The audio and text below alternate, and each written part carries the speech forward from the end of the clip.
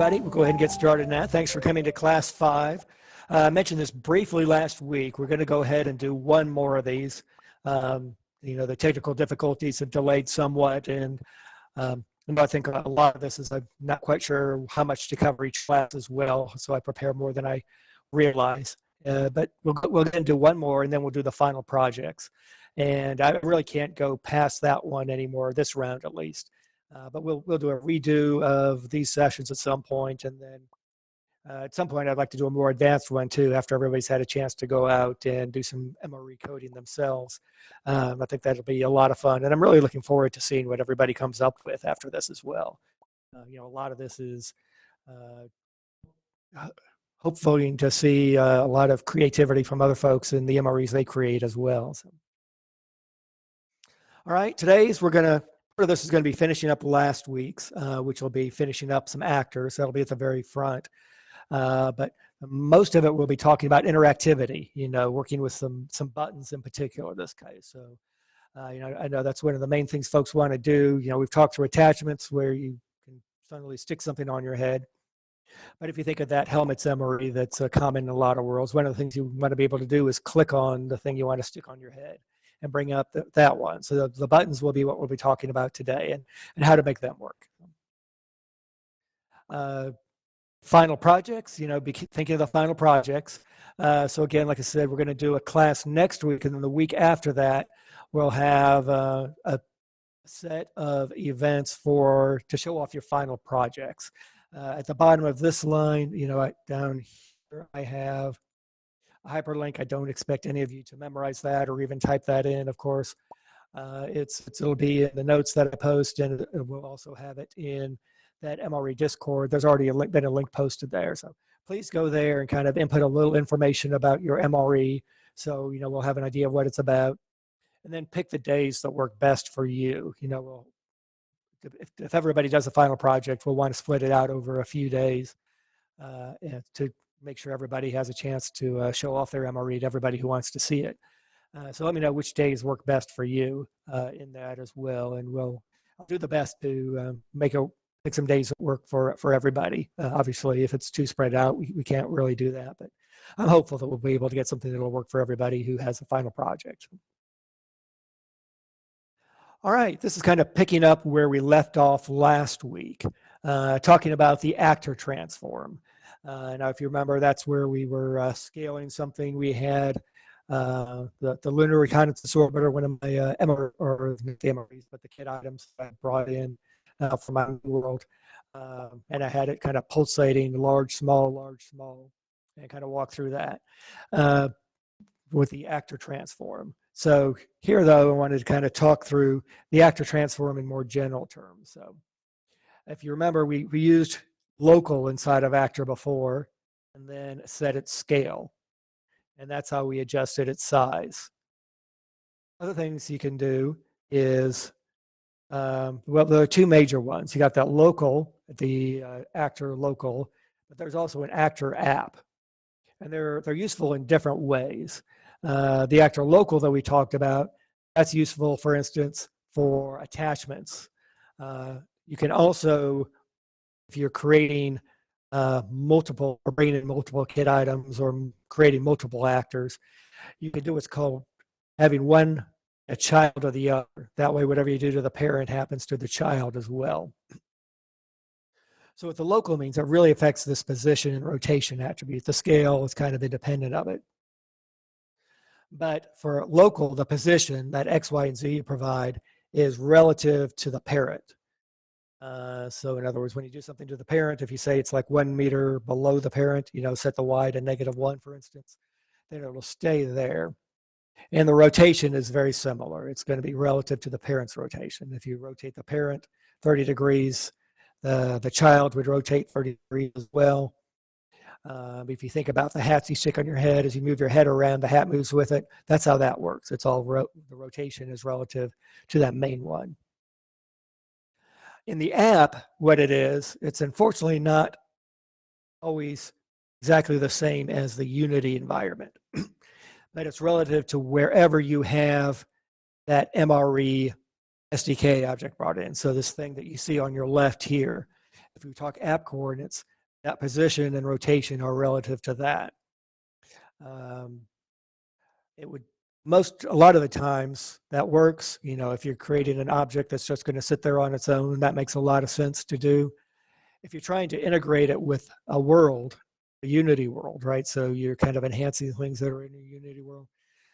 That can be really frustrating because your Unity coordinates and your MRE coordinates don't match each other.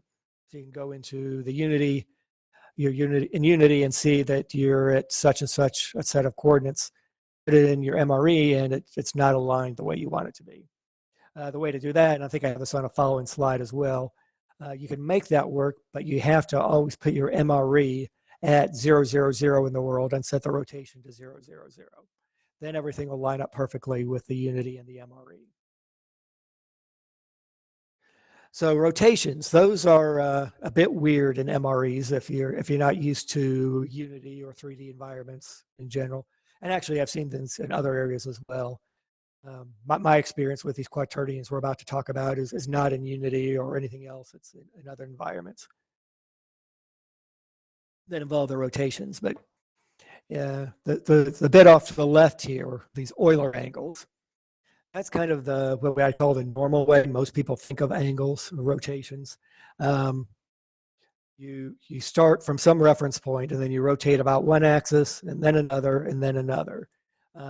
In both Unity and alt space, you rotate around the x-axis and then the y and then the z. The order is important there. If you use the same angles but change the order, you know, maybe do z before y, you're going to end up pointing in a different direction. That order is important, and that's why if you're trying to precisely position something, I don't know if you've ever been trying to play with those numbers in alt space. But if you edit the y, then all of a sudden the z looks like it's changed significantly. But, of course, the attributes are the x, y, and z. Those are the angles you're rotating around in degrees. And, of course, that's easier for humans. Think degrees and around particular axes and things like that. And, of course, I can't see my hand because I'm in 2D mode here, but I kind of put air quotes around easy. It's easier maybe, but 3D visualization, some people have an knack for it, some people don't. It's not necessarily easy to do. But it's a lot easier than this crazy thing I'm about to talk about here over here, the quaternions here. They are is basically a 4-dimensional number. You're really kind of doing a 4-dimensional rotation. It has, for computers, some advantages over Euler angles.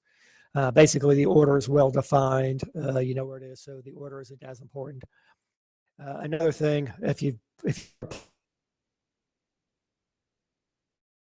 the Euler angles here in alt space, you probably run into a case where you enter some angles and then you exit out and come back in and everything's changed, all the angles have changed. You can actually have different ways of describing the same rotation in Euler angles. In quaternions, it's unique, which makes things more easy, like, for instance, comparing two rotations to each other. You know they're the same thing if they're equal, and you know they're different if they're not equal. So it really is a 4-dimensional vector, or a 4-dimensional complex number is another way to think of it. Its attributes, instead of just x, y, and z, it includes a w. And that's easier for calculations, easier for computers. That's why Unity and really all really 3D engines use quaternions for rotations for those reasons. Don't expect you to really be able to follow this thing up here if you're not already familiar with quaternions. I just wanted to give you an idea of, yeah, it's pretty complex for humans. But computers, they like the things, and so we end up needing to at least deal with them to the extent that we know they're there and can translate Euler angles to quaternions in the MREs we write. So in general, again, converting them, real important thing to do. It's real easy. Just, you know, if you remember, you know, I said each one has an X, Y, and Z, and the quaternion just has a W. It's really easy to try just setting X, Y, and Z from your Euler angle to your quaternion. It's real easy to code that and make you think you're working until you run it. and then the thing just does not behave. It points all sorts of crazy directions that make no sense at all. And then you start pulling your hair out and getting really frustrated. But unfortunately, it just doesn't work that way, where you can assign X, Y, and Z and let W be 0. That's not how you can convert from one to the other. The SDK provides this function, MRE.Quaternion.from Euler angles, but then it kind of threw this loop at you. It expects the angles in radians instead of degrees. So in alt space, it's showing you degrees, and Unity is showing you degrees. But when you call this function, you have to convert it to radians. And forgetting to convert it to radians is something I do like 75% of the time, and then figure it out eventually. It's real easy to forget to do, because every angle you see when you're looking at it in either alt space or Unity is in degrees. So you naturally want to do that. What I've ended up doing is just writing this function so I don't forget. It also kind of hides it from me. And this will be in the samples that you get here, so you're free to use this as well. I just call it Unity. You can think of it as MRE as well, to Quaternion Rotation. You pass in this vector 3 basically has this X, Y, Z, and you pass it in degrees, which is what you're used to seeing. And from that point on, this will actually do the conversion for you. The MRE provides this degrees to radians conversion, which basically means you multiply by pi over 180, for those of you who remember that conversion from high school. But still, you need to remember to do it. And I just forgot so many times that I wrote this function to do it and use that. So one of the things that I also do in here is, a lot of times you just want a 0 rotation, and that's not the easiest thing to do either. So I just used TypeScript's null processing to do this. So you see it passes in this parameter called Euler for the Euler angles. And what this syntax does here, so it's going to return something. What this Euler question mark means is if it's not null. So if, in other words, if an Euler parameter was actually passed in, it's going to pass this thing. It's going to do this stuff and convert it from radians to degrees, and then call this quaternion from Euler angles from it. The colon here means that if this bit wasn't true, so if Euler was not defined when it came in, it's just going to create a new MRE.Quaternion, and by default, it's just going to say 0.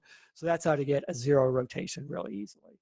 And that lets me call this function really easily, regardless of whether I have a set of angles I want to use or just use 0. So again, this is a nice, easy way to convert it, and you're welcome to include this in your own code as well. All right, so I'm going to do a little demonstration or a walkthrough a sample here. Let me see, is this already F7? Yes, it is. So here's a code that I have that's going to demonstrate a rotation here. So now you remember the syntax I use here when I have this / equals. That's something new to this version of the app. So again, walking through here, this is that function Unity Quaternion Rotation that I mentioned before. So I just walked through this. I won't walk through it again, but just show here. This sleep I had in there before, I'm going to be kind of reusing before that again. And coming to the bottom here, this asset container was already in here. This is all the same as it was before. So I'm bringing in, this is that lunar reconnaissance orbiter again. See, I'm setting the scale to 1/4 this time. So it's going to come in at 1/4 size. That way it's not really big. This time I'm going to call an async function to rotate. Forgot to edit that piece. The angle of the kit item. So it's going to rotate the actor and the this.kit item that I passed in. So here I call this function rotate actor this time. In the comments here, I'm going to rotate the actor 30 degrees around the z-axis once every second. And then that async, I had that in there last time. Again, the async lets you basically run this in a loop and not hold everything up. So starting out, I'm going to set an angle equal to 0, and you can see I'm going to do an angle plus equals 30 in a little bit here. So that's how I'm going to keep track of the angle here. So again, this is the loop forever, that for semicolon, semicolon, loops forever. I'm going to wait, and this time I'm going to sleep for 1 second. Last time it was 5 seconds. I'm just going to do 1 second this time. And then it's pretty straightforward. So I'm going to increase the angle by 30 degrees and then set the rotation to new angle. So 0, x0, y0, and then the z-axis is going to be whatever that rotation was. And again, calling the unity to quaternion because quaternions are what this rotation here. And we talked about this last time. The as MRE.vector-like basically lets the function know to consider that vector. So you see, it's a very small mod to what we did last time, but in this case, we're going to be actually rotating it instead of making it big and small. So I've already been through the the compile here, so I'm just going to do an npm start. And over here, it should bring in, once it starts up,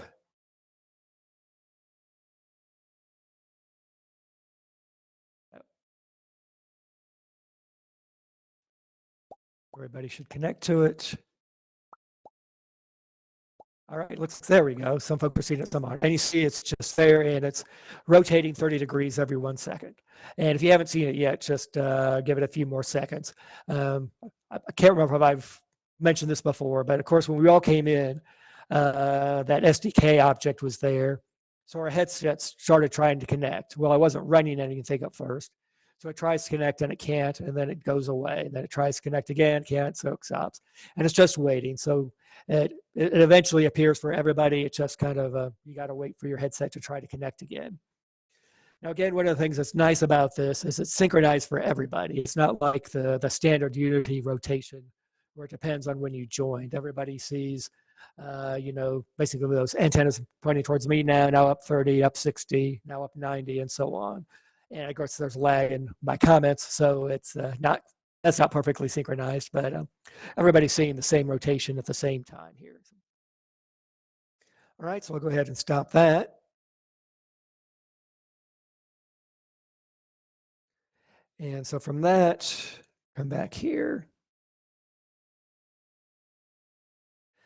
And so that wanted to give a quick example of rotation since it's a bit strange because we have to deal with the quaternions here.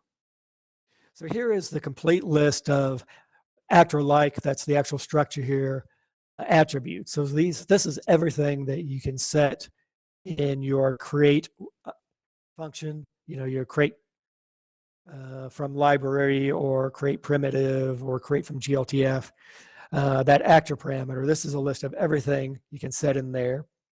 And most of these are actually settable after the fact, kind of like I did with the size last week and with that rotation this week.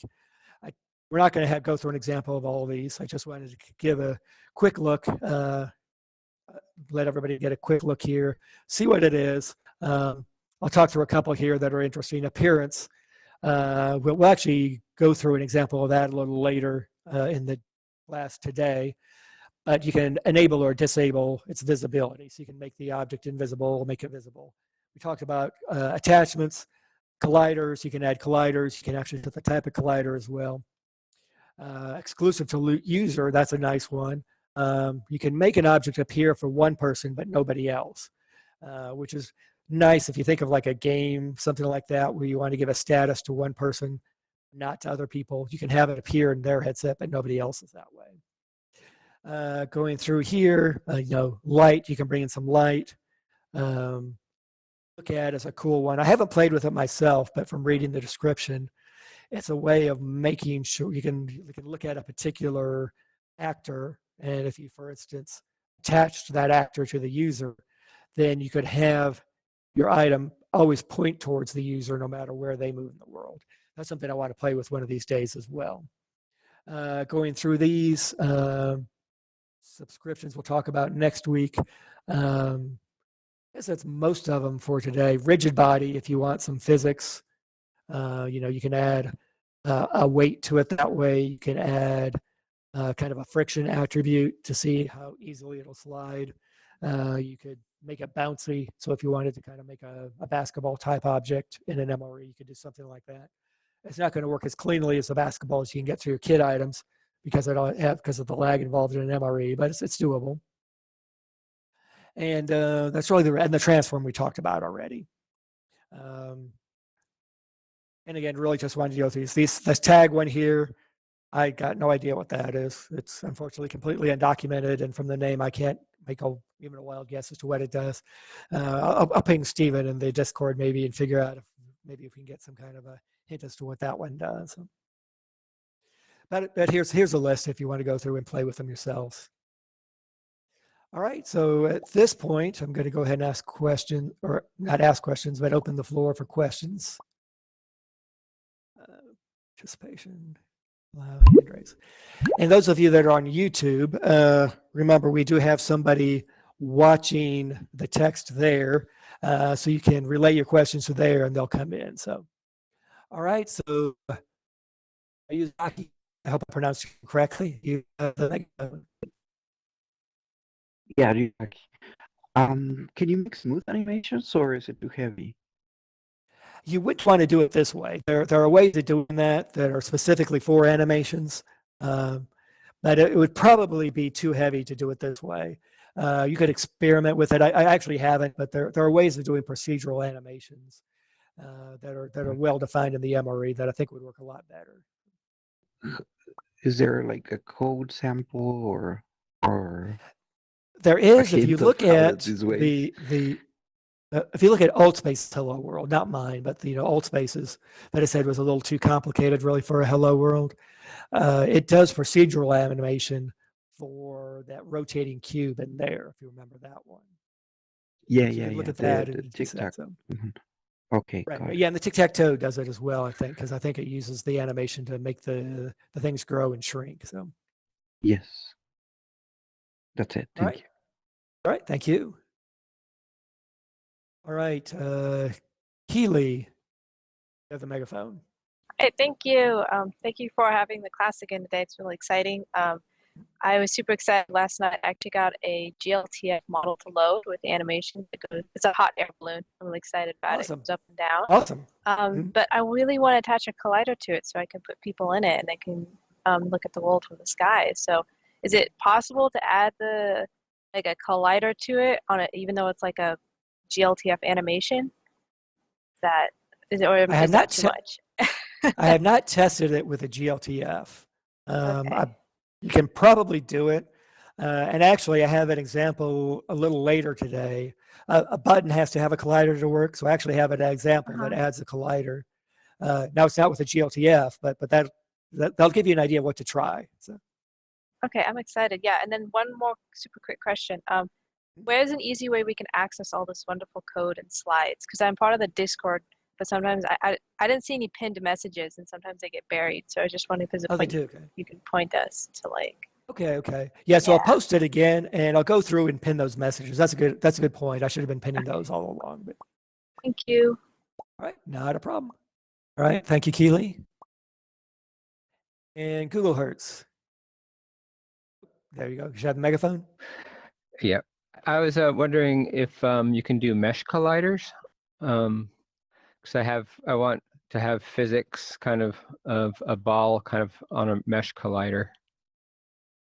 You can bring one in from Unity. I believe it's been a while since I looked at collider types and MREs. I believe you can make it a mesh collider as well, just based off of whatever mesh is being used to display. So. If you import a kit item? Yes. If you import a kit item with a mesh collider, it'll bring that in for you as well. Cool. Thanks. All right, thank you. All right, and you, Reizaki, again. Okay. Yes, I'm sorry. I was wondering, you have one sample over there right next to you. Is there a way that we can make a clone of that and put it like in front of like people's tables or something for like a demonstration? Because it's kind of hard to see in detail. let's say you're going to take it apart and show some pieces of it or something like that. Is there a way we can clone it into like people's tables so they can all sync the same animation controlled by the presenter, and Okay, people can yeah, see them yeah, right in you front of them? should be able to do that. I have not actually tested this, but I Hmm. believe it will work if we bring in another copy of it. And I'll try this for next week, see how it Yeah, works. don't do it now because Right, right. we don't Yeah, need to in the finish. class I don't want to try it, but I'll try it for next week. But the method that I'm going to use to test it out, if you wanted to test out something similar, is to create Hmm. another SDK object of the same one. Another object. Point it right, from your world editor, bring in the SDK object. Point it to the same, MRE. Point it to the same space, the same URL, I guess, and set those session IDs to be identical.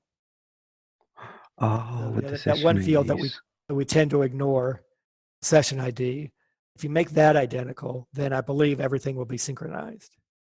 Okay, okay. Got it. And again, anyone can control it, or can we leave that like So only the presenter in can? terms of yeah, in terms of controlling it, there's no interactivity in what I brought in right now.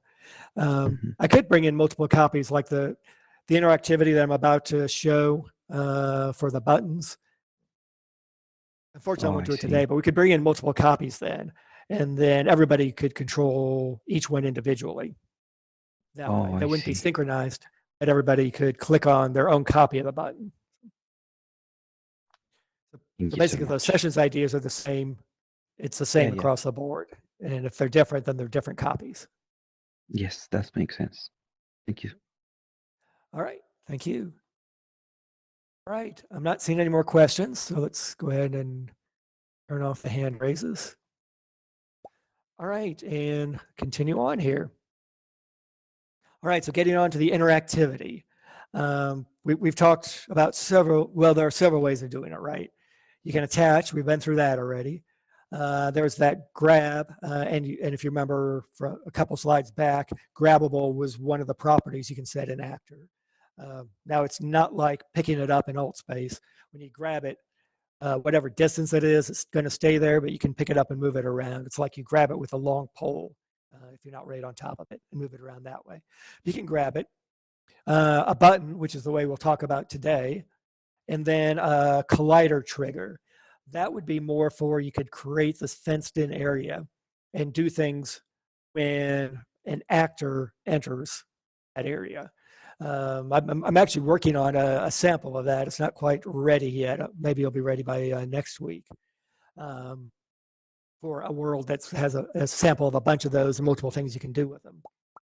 But basically that's it. You can, when an actor enters, you can cause a function to be called, and of course you can do whatever you want in that function. And you can get an actor leaving it. You can get all sorts of things with that collision trigger. So. And again, it's all handled via action handlers, which is very similar to the user joined, user exits, those type of things on started that we've been doing the whole class. So. All right, so buttons and MREs. In a very basic sense, any actor can become a button. It does have to have a collider. I should caveat it with that. But any actor can become a button. The typical events that you get with buttons are, of course, you go to click on them. That's the most common one, what everybody's familiar with. You can hover over them. So if you think of your AltSpace menu, when you hover over that triangle menu, the circle kind of grows a bit. You can do that type of behavior. And unhover is what that is. And then press. That's a little different from a click. A press is like when you push if it was a mouse button, it's like when you push the mouse button down and hold it. It's not a click, but you press the mouse button, hold it, and then maybe drag it around. You can do that type of thing with a press action. And then there's corresponding releases and hover ends, that type of thing. All right, so next thing we're going to do, though, is just start talking about the click in particular. So here's the activity diagram that talks about what's going on. So some user here, So in the MRE app and server, in my example, you know, this is somebody already in a world, so we're not going to talk about user joined and on started or anything like that. All that's happening, the server's running, the app's running, and at some point, there's been an initialization there to set up what to happen when a click event occurs. So what's going to happen here, the user is going to click a button. And here, kind of what I talked about before, the click is, it's like clicking a mouse button. It's the quick click and push, pull and release of that trigger button you have. New users tend to get thrown off by if they want to do a slow click, and you know that doesn't work a lot of the time. It's the quick click like a mouse button. That's really what this click event is. So when the user clicks a button, the MRE server is going to send the app an on-click event, and it's going to tell it which user clicked the button. So you can do something specific for the user. So you don't just know that the button was clicked, you know who clicked it. And the MRE app is just going to do whatever it needs to handle a button click. So pretty straightforward, especially since we've already gone over the on started, on user join, on user exit, all that. But here, so what we're going to do here is go through yet another example, but I'm actually going to do things a little differently this time. I'm going to show it to you first, basically so you can see what's coming. That's going to be, excuse me, I cannot type and talk at the same time. I'm going to show you what's going to happen first. That'll make it a little bit easier to follow the code once I walk through it. This one's going to be a bit more complex than others have been. So, okay, so it's running, or at least it compiled. So I'm going to do the npm start.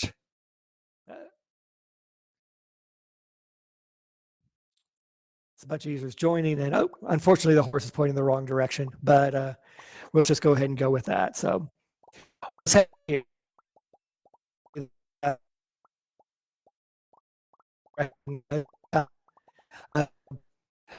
I have a button over the horse, and there's a stage blocker, so I don't think you guys can click on it. But when I click on it, the horse is going to change color. Well, when I click on it, he's supposed to change color.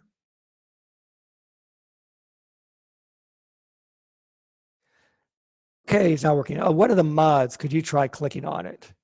I think you have stage access. See if you can get it to change color.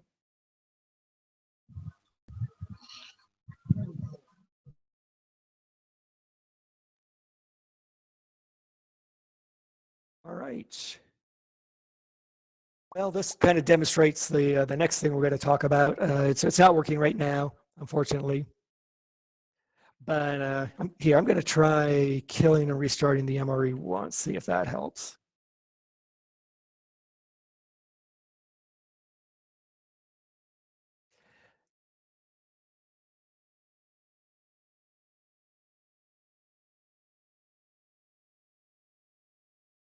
Okay, it's not doing anything right now. We'll walk through the code.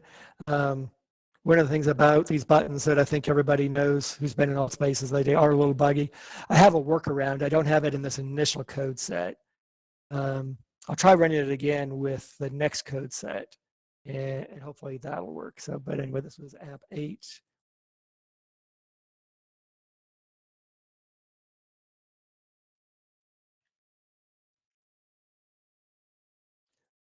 All right, so I'm going to come up to the top here again.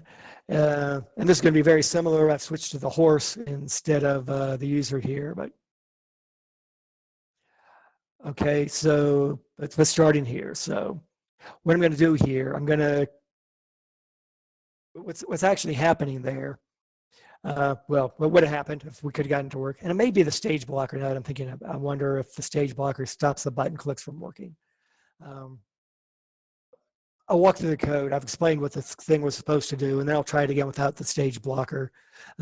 Hopefully you guys will stay off the stage. The mod's are ready to kick you if you don't, but it's, but we'll go ahead and walk through the code now and then go ahead and try it without the stage blocker. And it may be more fun if everybody can click on it anyway. But anyway, so we've got the horse and the array set to hold the horses here. So what the code actually does, when it's working, it looks like the horse is changing color.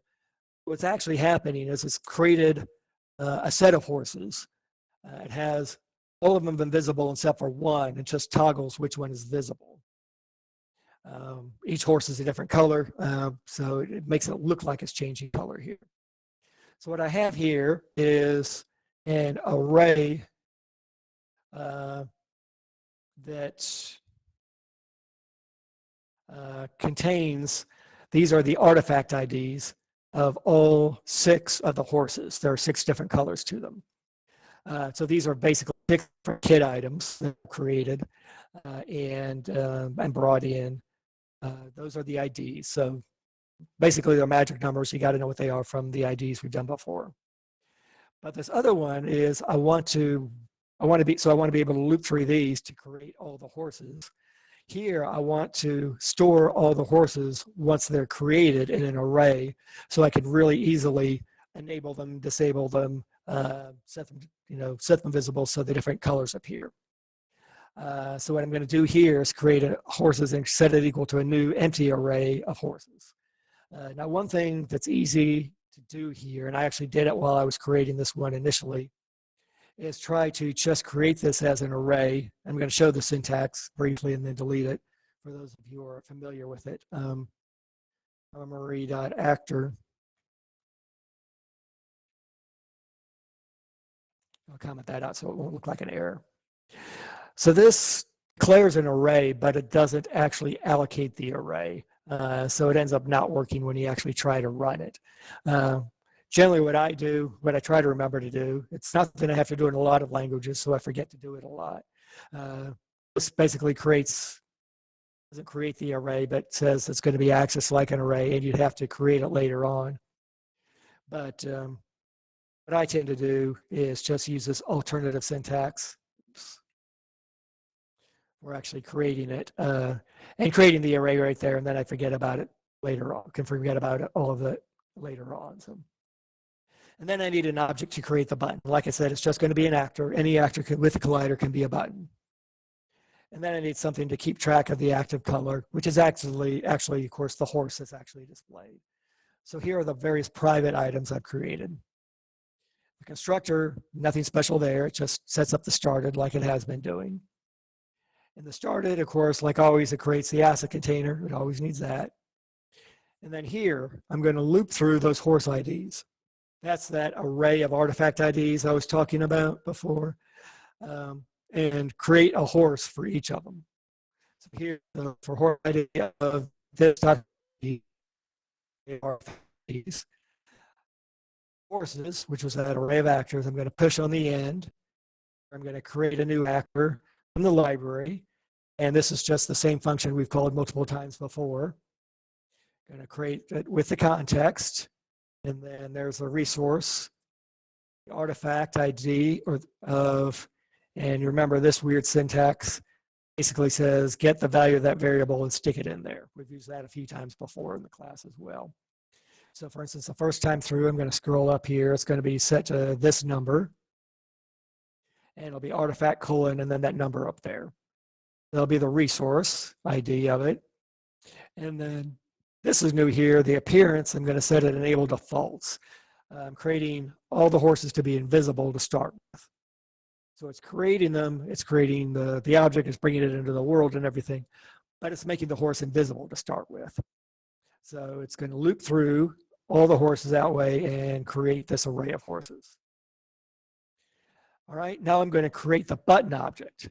In this case, I'm going to keep it really simple. It's just going to be a little box. Or a big box, actually. The box is going to be invisible, which is why you guys didn't see it over the horse. You don't want your button to hide the object it's on. So here I'm going to do create primitive. I haven't actually gone through that in class yet, but its syntax is a little different from some of the others. Usually you pass in the context. In this case, this is the asset container I contain. I'm going to pass in the asset container. And then here, inside this create primitive, the definition, the shape is going to be a box. And then the actor transform, we've been through this before. I'm just going to create it to be 1 meter or scale of 1 on each side.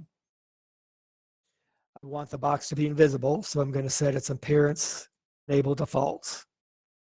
And then this is the one that was being asked about before. If you want a collider, you can set this add collider attribute in really actor. You could have done this in any of the others as well to true. And it will add a collider to it. All right. And in the comment here, you must have a collider for buttons or else the button activity won't work. So,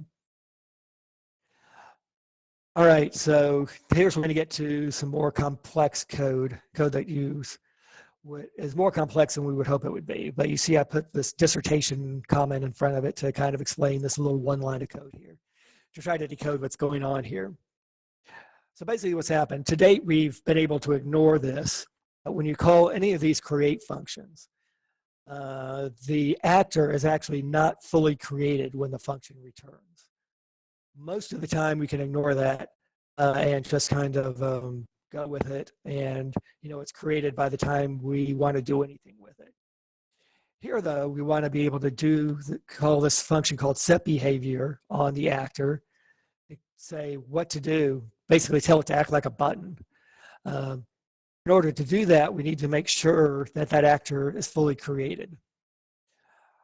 Unfortunately, as I put in the note here, it's completely undocumented. The way to find that out is to keep trying and trying and trying and going crazy, trying to figure out why it doesn't work when you're doing clearly what the documentation tells you to do.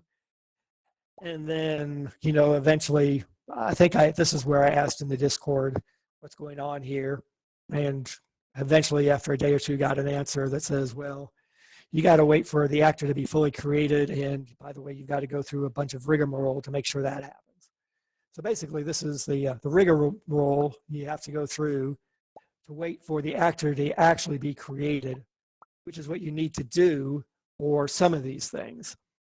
And really, it's a trial and error to figure out. It never hurts to wait for created before you do something else to it, except maybe that it might take a little longer to happen. But things that seem to work sometimes seem to not work sometimes, or maybe they just don't work and you can't figure out why when you're modifying an actor that's just been created. This is what you have to do here. So here's kind of deciphering this crazy little line below here. What I'm doing here is basically taking this pieces, so that this button created is this much of it, and then the dot then is the next piece. I'm basically breaking it down in the comment up here. But so this dot created, this is a promise. We talked about promises last week. That's resolved and the actor is fully created. So it returned immediately or pretty quickly, and it gave you this promise that it would actually finish creating the actor at some point. That created is a promise that gets resolved basically when the actor is created.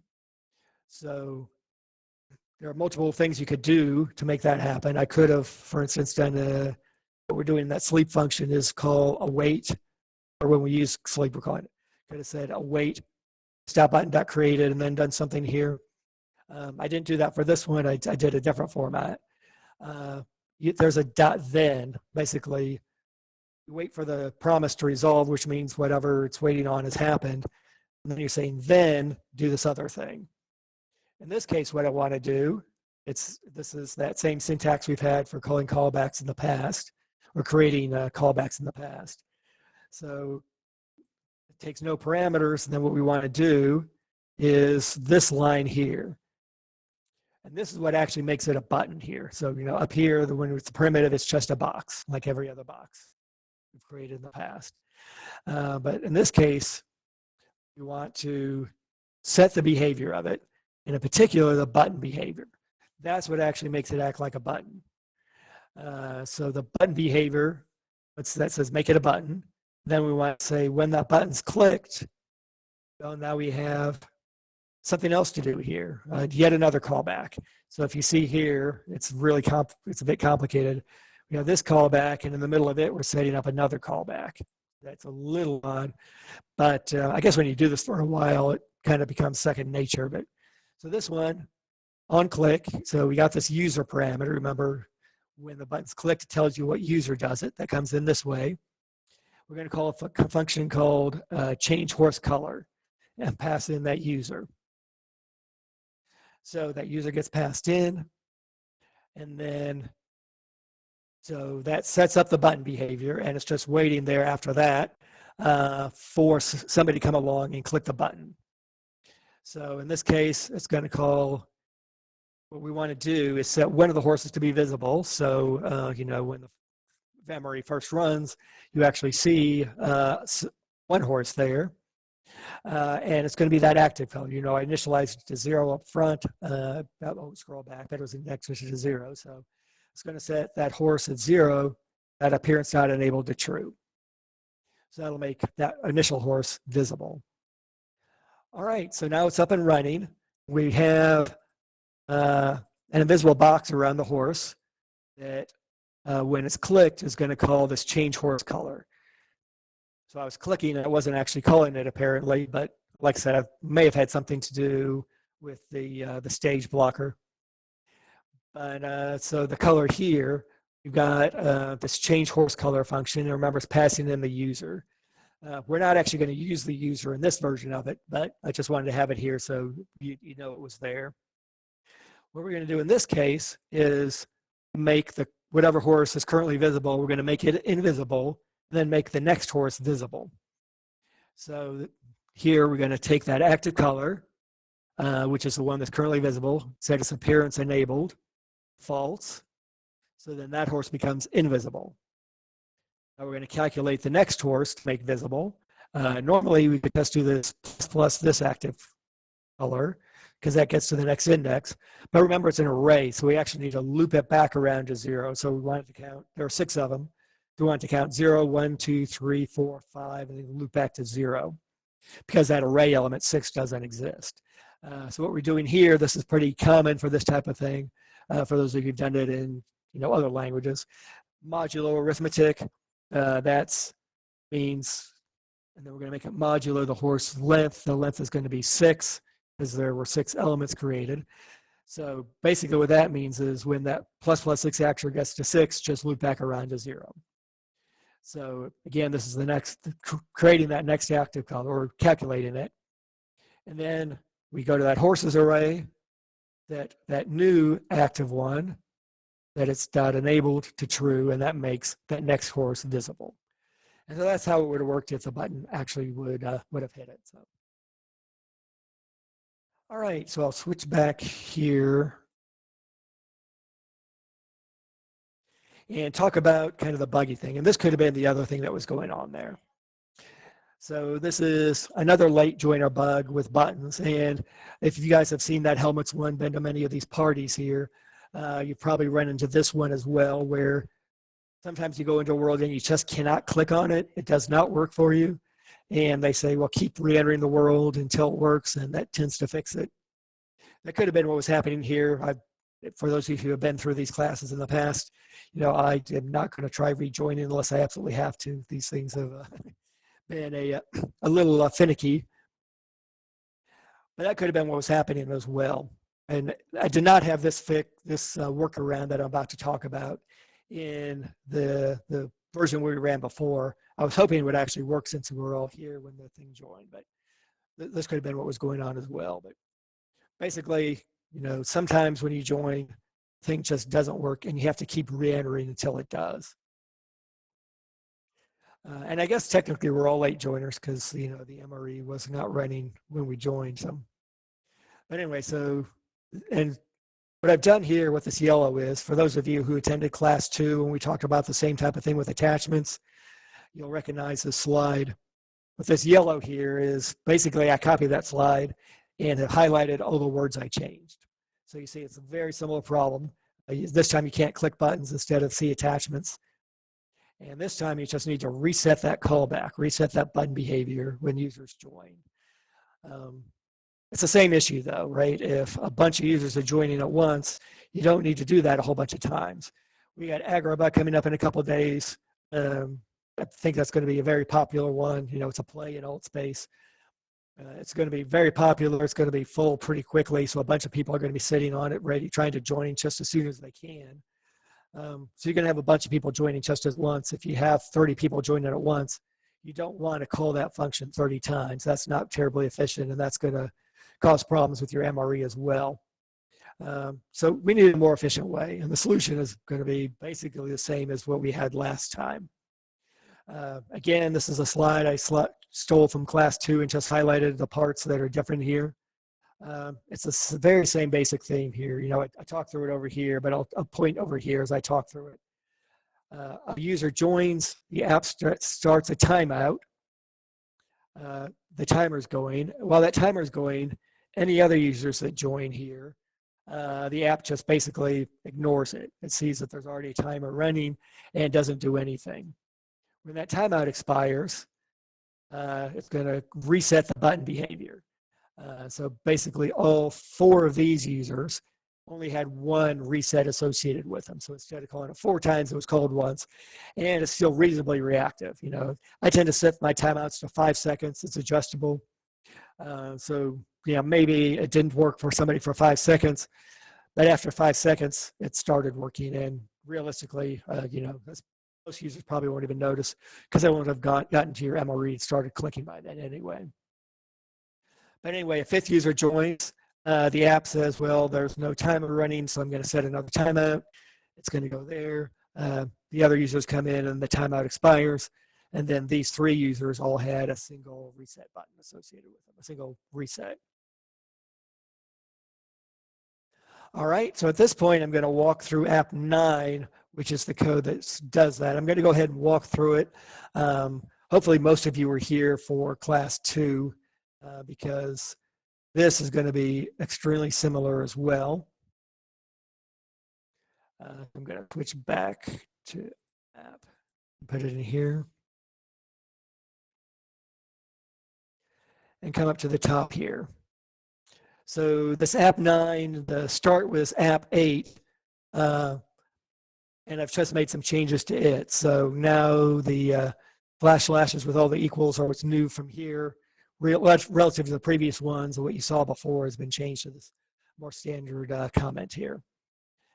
So the first thing we're going to do is import the sync fix. This is the exact same one as I showed in class 2. The same one works for both the button issue and the attachment issue. And in fact, you can use the exact same sync fix object for both. I specifically designed it so you could use it for these multiple ones at the same time and not have to create multiple instances of this sync fix object. So what we're going to do here is declare that sync fix object. And again, we went over that in class 2. But basically, we create the user sync fix. Here we're setting the timeout to 5,000 milliseconds or 5 seconds, creating that sync fix object. The asset container is new. All this is the same as before, where we had the horse IDs and the horses. We created an actor for like. Oh, I don't think that was relevant to the class. I think that was a friend texting me. All right, the started is the same as before. We have nothing else here. So the started is all the same until we get to here, where we want to set up a callback for this synchronization fix function. So just like before, we called add fix, and then this time we're going to call this function called reset button behavior. And remember, that happens on a timeout. So when you time out, you're going to see the sync fix. So, all right, so again, this is that sync fix. And again, if we had attachments in here as well, we could just call add sync function again and call the sync fix for that one. And when the timeout expires, it would end up calling both of them, both the one for the attachments and for the buttons. Another thing that's new here, when we used the sync fix before, if you remember, we have to let the sync fix function know when a user joins. That's how it knows when to start that timer and to see if a timer is running when other users join. So because of that, we actually do have to call an on-user joined callback to this MRE. All right, and then the horses they work just the way they did in the previous one. Change horse color has not changed at all. We're just going to skip that one. Oh, excuse me here. I do want to point out what I did here. Normally when I do on user joined, I create a separate function for it and set it to call that one. This one, all I really need to do is call the this.userJoined on the syncfix function, on the syncfix object. So because of that, I didn't have to create a separate one. And if you had a separate one anyway, you just add this to that one. But that's why you don't see a separate onJoin function like you do in all the others. I just set it to follow that user join function here directly. All right, and then going down, you see the reset button behavior. This one's actually more simple than it is for the attachments. In the attachments, you have to save this attach point, remove it, and then reattach it. In this one, you just call set behavior again, the exact same call you did before. Basically, it's not synchronized properly. This updates it so when a new user clicks, that they'll get it, and so on. So, all right. Let's see, we have a few minutes here. I'm going to go ahead. I don't have any sample code for these anyway, but just kind of walk through really briefly these activity diagrams, that's what these things are called, for the other types of things you can do with buttons. You can hover, and again, it's going to be very similar, and we talked about what a hover is before. So when a user starts hovering over it, you actually get multiple events associated with it. There's an on hover enter, so that's just as soon as you start hovering. And then at irregular intervals, you get this on hovering, which basically means they're still hovering over it. So if you want to do something while a user is hovering, maybe you have a counter that runs that counts the number of these things you get, something like that. You can get that. And then when the user maybe moves their mouse away from the button, so they stop hovering over it, that on hover exit gets called. And that user gets passed in the whole way. So you know which user is doing it. It can do something associated with it then. The most common ones are to use on hover enter and on hover exit, but these others are available if there's something specific you want to do for that's happening. All right, the other one is that button press that we talked about. And again, that's like pulling a trigger but not releasing it, holding it for a while. So what happens then, the user headset will pass the server a press event, and the server will pass that on to the app. So you'll see on button pressed, and then you'll get this on button holding. So the user is holding the thing down for a period of time. And then when the user releases it, the server will notify the app that the button is released.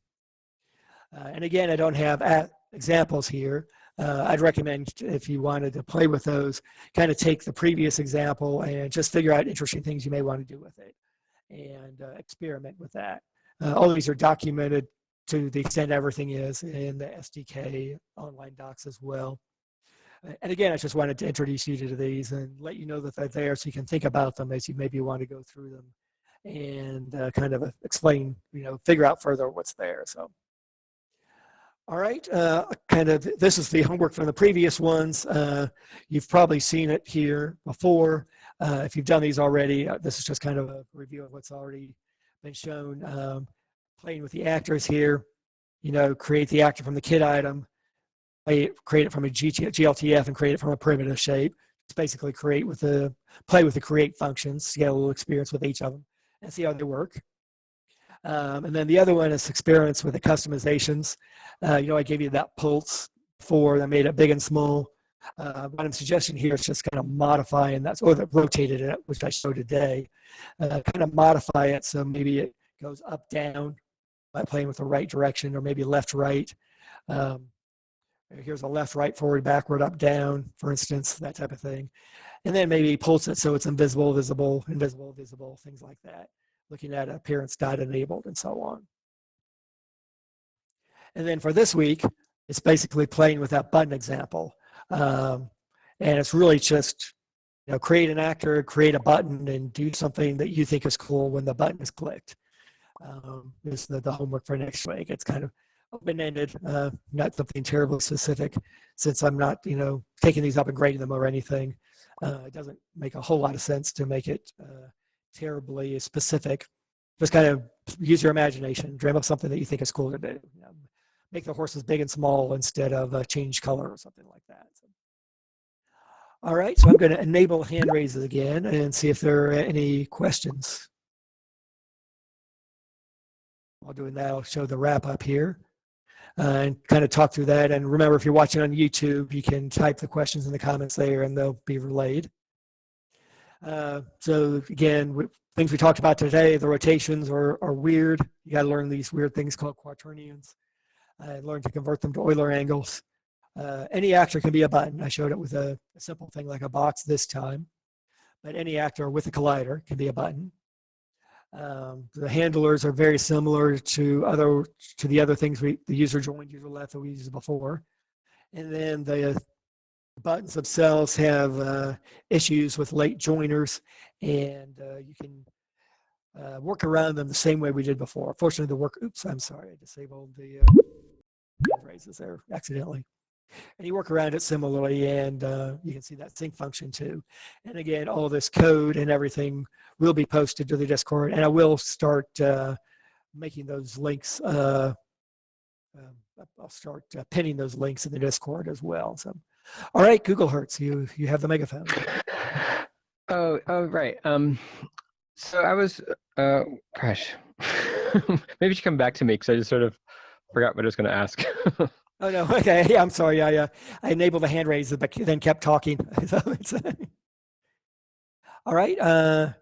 We don't have anybody else. I'll take you off megaphone. Okay, we do have somebody else now. So go ahead and raise your hand again if you remember Google Hertz. And for right now, we have Chris Watts.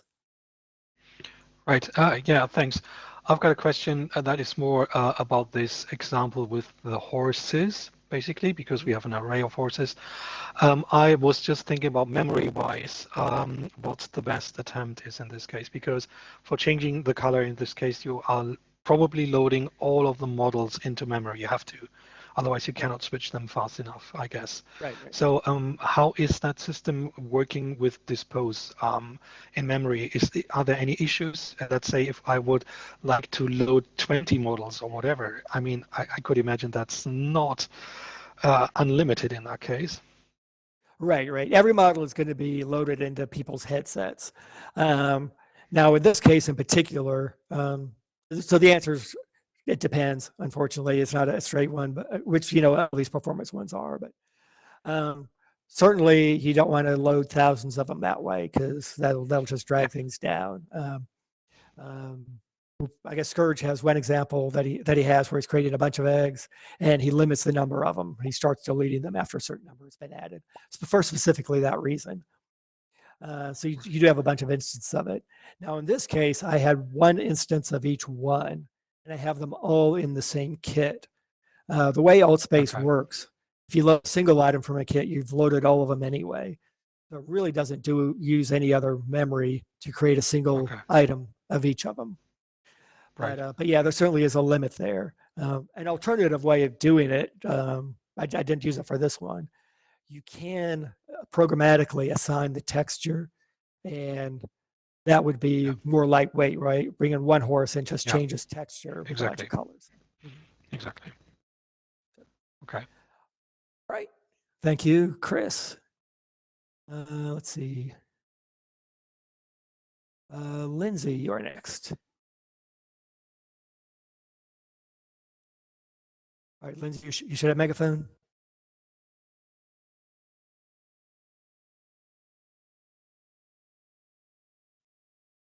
Fortunately, I can't hear you, Lindsay. If you want to keep trying to work with your audio, I'll come back to you in a minute here. So, all right, Google Hertz. I think you remembered your question. Yes. All right. Am I on? Okay. Yeah. So for like the touch events or those events, can you poll for where the contact was made, like where the collision happens? Oh, where the collision made? If you click or grab something? I need to look that one up. That's a good question. Let's see if we can look that up really quickly here. So I don't have my, let's see. Kind of like with a mouse event, you can kind of get the X and the Y. Right. Yeah. What I'm going to do is go to those events. Let's let's see, that's the interactivity over here. I'm going to go to the button behavior. Let's see, so that would be the on target, I believe. That's the I'm sorry, the collider that you enter and exit on button. That's what I was looking at. The pressed holding on that. Okay, yes. This is what I was looking for. This button event data. That's another one. I didn't show it in the activity diagram. You do get this button event data that targeted points in here, and point data. There we go. And we follow this far enough, and you can get where people are hovering. Yes. So. Oh, well, that's awesome sauce. Okay, thanks. Yes. Yep. And good question. Good question. I very much appreciate that one. I wish I'd thought to include that. All right, Mark J. You're up.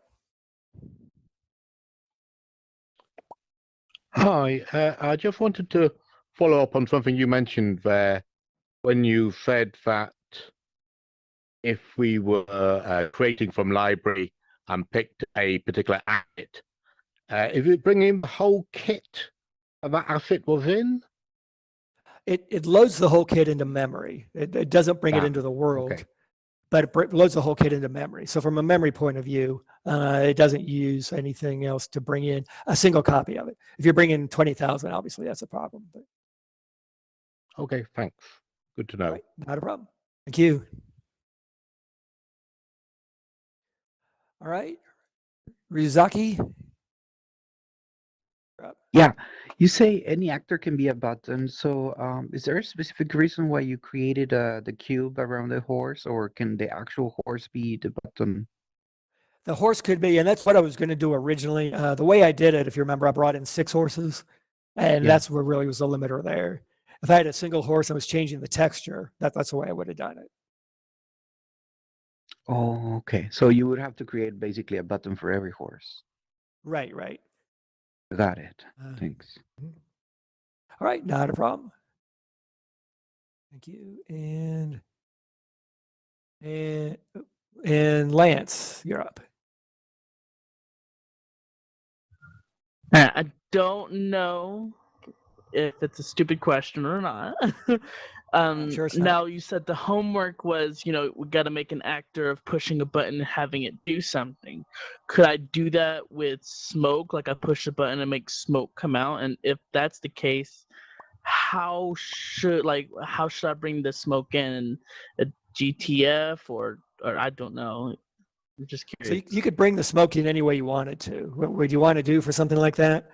Would be to make the smoke a kit item or a GLTF or whatever you wanted to bring in, and load that available. And then on your button collect event, the callback for that, instead of, in my example, I made it visible, invisible.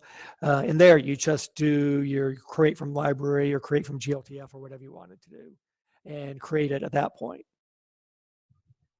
Oh, okay. So that'd be Sweet. pretty All cool. right. Yeah. Yeah. Yeah, that'd be pretty cool. Have a little teapot and, well, it wouldn't be smoke, but maybe steam at that point, something like that. So. Yeah. All right, sweet. Thank you. All right, thank you, Lance. And Karen.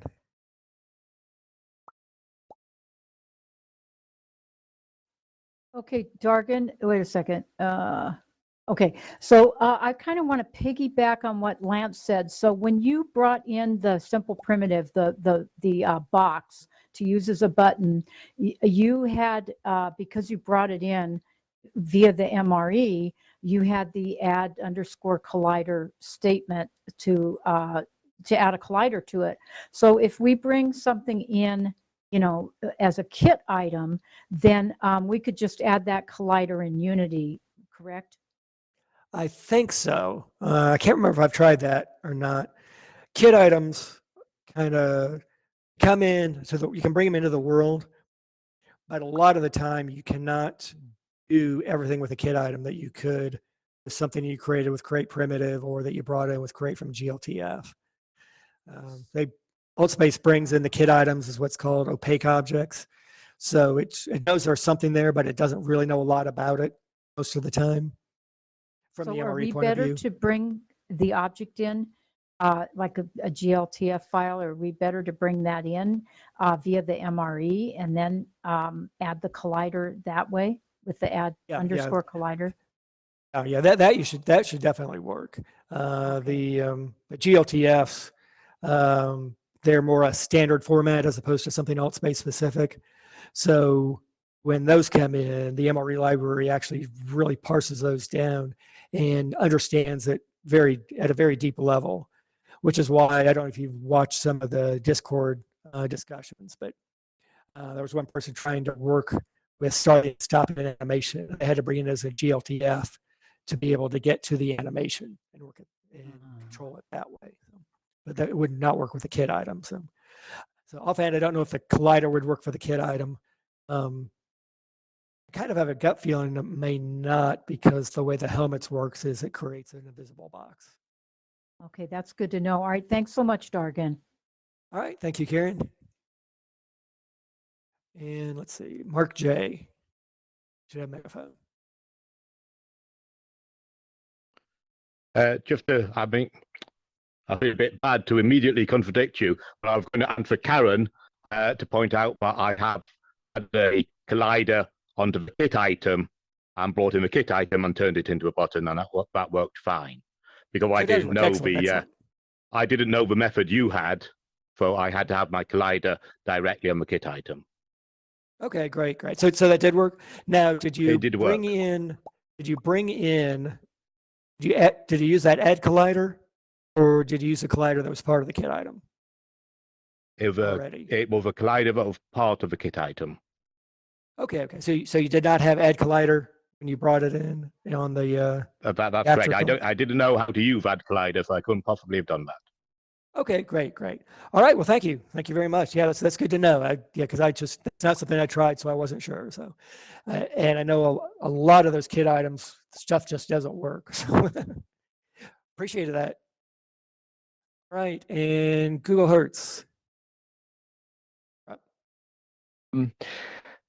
So I was, I guess I misunderstood before, because I was thinking if the MRE had a kit item that had a mesh collider. You think that probably isn't a good collider if I wanted to grab that object?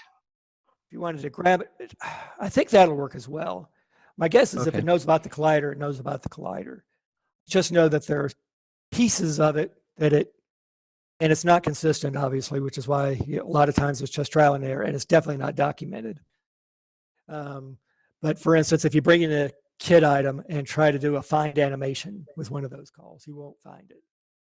But if you bring in a GLTF, it will. And that's why it's, it's always kind of iffy if something more interesting works with kit items. Okay. Did that answer your question? Did it make sense?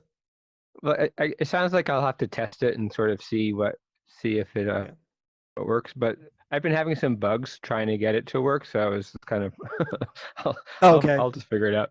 Okay.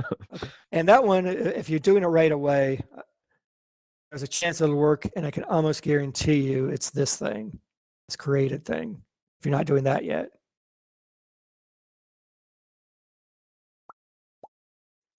All right, thanks. Any more questions? The panel's empty right now. All right, not seeing any others. Thank you, everybody. Thanks for coming.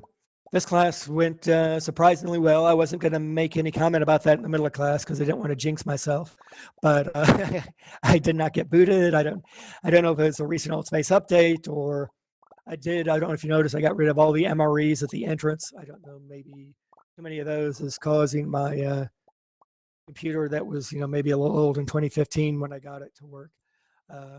Not to struggle or what, but glad it worked so well this time. So, all right, well, thanks again, everybody. We'll do this. We'll have one more class next week.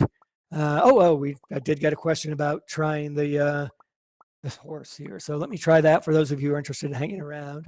I'm going to turn off the stage blocker if I figure turn it off. And try and bring it in the MRE again. We're starting it up again. Excuse me, 10 p.m. start.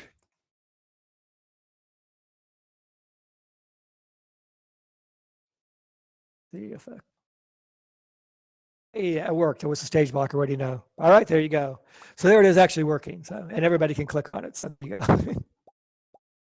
Sorry about the horse's ass. I'll definitely turn that around for next time. So. All right. Well, thanks everybody. Have fun clicking on the horse, and talk to you about these messages here. When you see these things that say client, as much as I hate to say it, just ignore them. Those, if it starts out saying client here, oh yeah, okay, I'm getting a message to unmute everybody. If it starts out saying client here, that means what's crashing is the alt space MRE code itself. It's not crashing either because it's obviously running. But what's the issue is something in the alt space MRE code itself, and there are lots of those, unfortunately. If it did not say client, then that would be talking about your TypeScript code you're writing. But when it starts out client like that, it's not a message that you're going to be able to do anything with. So I hate to say just ignore error messages, because currently I hope none of my coders that work for me are hearing this, because I bug them about it constantly. But you know, don't tell them if you meet any of them. So. But unfortunately, there's nothing we can do about it here. So thanks again, everybody, and have a great time, and see you next week. And please, please, please be thinking of final projects. I'd love to have just a bunch of these. And I think the Allspace community would actually absolutely love a MRE Expo coming out of the class. Thank you so much. It was awesome.